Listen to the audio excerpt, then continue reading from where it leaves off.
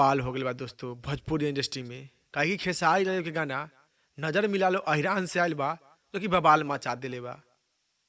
कि अब तक के इतिहास में भी ना बा कि भोजपुरी इंडस्ट्री में इतना ज्यादा कि इतना कम समय में दर्शक लोग देख ले बानी या सुन ले बानी गाना के, कोई भी अब तक के ना बा जो कि नया एगो इतिहास रच देले बा। खेसारी के गाना जो कि नजर मिला लो अहिरान से सिर्फ मात्र 4 घंटा में 1.6 मिलियन व्यू प्राप्त कर ले बा, जो कि ऑफिशियल फोटो आप लोग स्क्रीन पर देख सकत बानी। 3 घंटा में जो कि 1 मिलियन व्यू प्राप्त कर ले बा। तो अब तक के कोई भी भोजपुरी इंडस्ट्री के गाना या वीडियो आयल बा से इतना व्यू इतना कम समय में ना प्राप्त कर ले बा।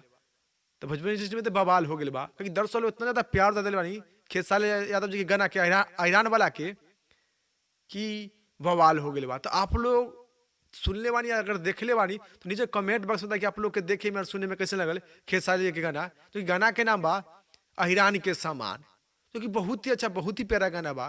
कुछ घटिया दर्शक लोग कमेंट में कर रहा कि जाति विवाद बा, गाना कोई भी जाति विवाद ना।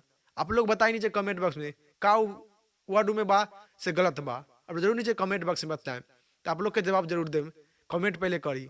तो आप लोग के जानकारी बता रहे कि बवाल हो गया भोजपुरी इंडस्ट्री में मात्र 4 घंटा में 1.6 मिलियन दर्शक लोग देख ले बानी, वीडियो के प्यार द्वार दे ले बानी।